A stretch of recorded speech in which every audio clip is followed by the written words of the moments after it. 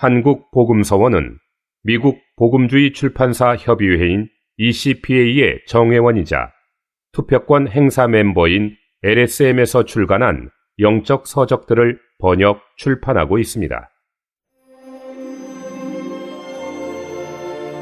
질문과 답변.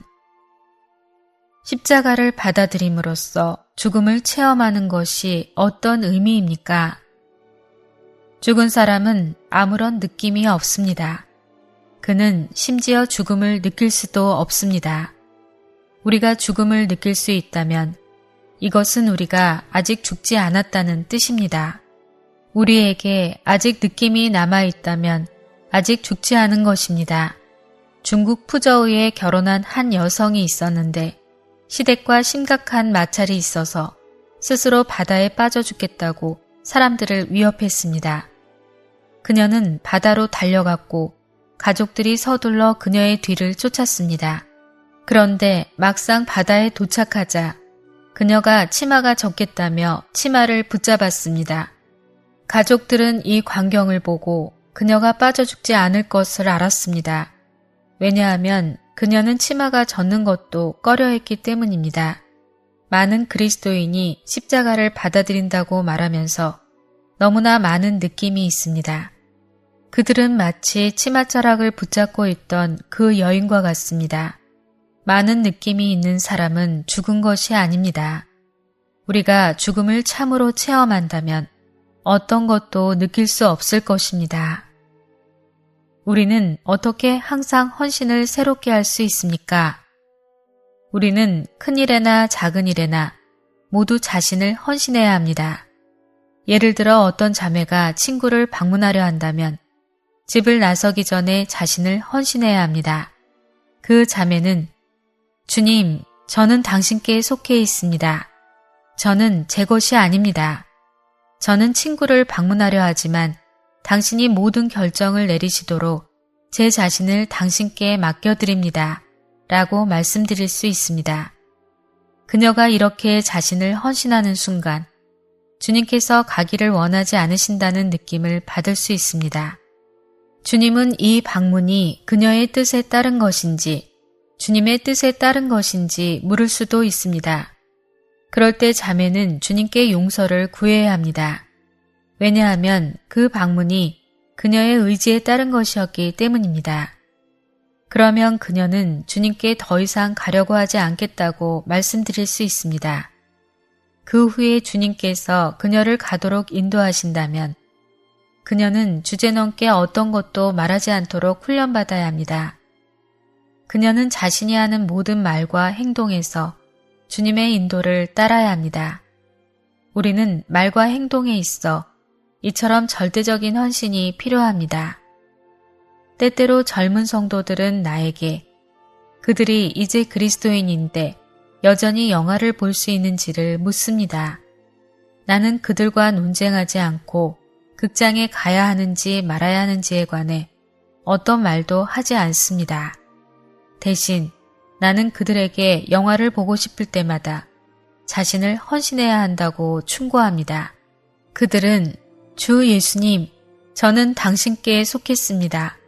저는 제 자신의 것이 아닙니다. 이제 제가 영화를 보러 가려고 하는데 전적으로 제 자신을 당신께 헌신합니다. 라고 말씀드릴 수 있습니다. 그럴 때 그들은 영화를 보아야 할지 보지 말아야 할지를 알게 될 것입니다. 종종 그들은 이렇게 헌신한 후에 영화를 볼 수가 없다고 말합니다. 영화를 볼지 말지는 사람의 권유에 따른 결과가 아니라 헌신의 결과이어야 합니다. 우리가 헌신하면 사물들이 우리에게 분명해질 수 있습니다. 우리 자신을 제단에 둘 때 우리의 눈은 열리고 더 이상 따지지 않게 될 것입니다. 이것이 나의 체험입니다. 내가 기도하고 자신을 헌신할 때 많은 것이 내게 분명해집니다. 어떤 것이 주님에게서 나온 것인지 혹은 주님께서 받아들일 만한 것인지를 어떻게 압니까? 우리는 결코 영적인 일들을 우리의 생각으로 분석하지 말아야 합니다. 나는 지금도 내가 걸을 때 나의 오른발이 먼저 움직이는지 왼발이 먼저 움직이는지 모릅니다. 만일 내가 오른발을 먼저 움직이는지 왼발을 먼저 움직이는지에 대해 항상 신경을 썼다면 아마 지금도 걷는 법을 몰랐을 것입니다. 분석하는 대신 우리는 단순히 걸어야 합니다. 우리는 누가 자신을 헌신하고 있는지 혹은 무엇을 헌신하고 있는지에 상관없이 주님께서 우리의 헌신을 받으신다는 것을 믿어야 합니다. 심지어 어떤 형제가 헌신을 꾸며낼지라도 주님은 결코 가장하지 않으십니다. 그분은 꾸며낸 헌신을 실제적인 것으로 만드실 것입니다. 구약에서 일단 제물이 제단에 올려지면 누구도 다시 가져갈 수 없습니다. 무언가가 제단 위에 올려지면 그것을 다시 가져갈 수 없습니다. 이것은 주님께서 우리의 헌신을 영원토록 기억하시고 누구도 그의 헌신을 무효화할 수 없음을 증명합니다. 어떻게 내가 생명 안에서 성장했는지 알 수 있습니까? 우리는 생명에 속한 일들에 관하여 믿음을 가져야 합니다. 생명에 속한 문제는 그 나름의 법칙이 있습니다. 한 번은 내가 씨앗을 심었는데 이틀이 지나도 아무것도 자라지 않았습니다. 나는 씨앗에 문제가 있나 걱정되어 땅을 파서 씨앗이 잘 있는지 확인하려고 했습니다. 씨앗에 아무런 문제가 없었는데도 며칠이 지났지만 아무것도 자라지 않았습니다. 후에 어떤 경험 많은 사람이 씨앗에는 씨앗의 생명의 법칙이 있어서 시간이 지나면 자연스럽게 자라날 것이므로 그냥 내버려 두라고 말했습니다. 이와 마찬가지로 주님을 사랑하고 매일 기도 가운데서 주님께 나아가고 자신을 헌신하며 주님을 섬기고 그분 안에 거하고 안에 평강의 느낌에 주의한다면 그것으로 충분합니다. 우리는 우리의 상황을 분석하거나 걱정할 필요가 없습니다. 우리는 평강 안에 있으면서 생명의 법이 생명의 모든 문제를 보살피게 해야 합니다. 생명의 씨앗은 자랄 것이고 우리는 강해질 것입니다. 우리가 자랐는지 점검할 필요가 없습니다. 분석할 때 우리는 생명의 법을 방해하게 됩니다. 그리스도인이 되는 것은 매우 어렵고도 쉽습니다.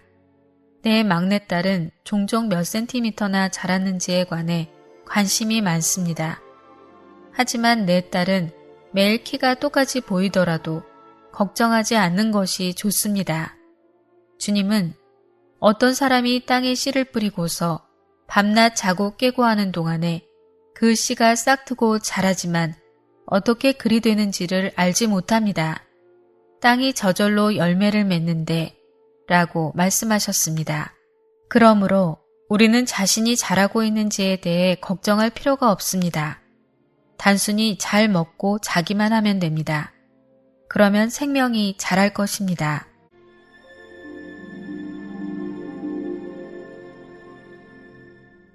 본 메시지가 수록된 도서에 관심 있으신 분들은 인터넷 검색창에 한국복음서원 쇼핑몰 또는 1600-3191로 전화 주시면 감사하겠습니다.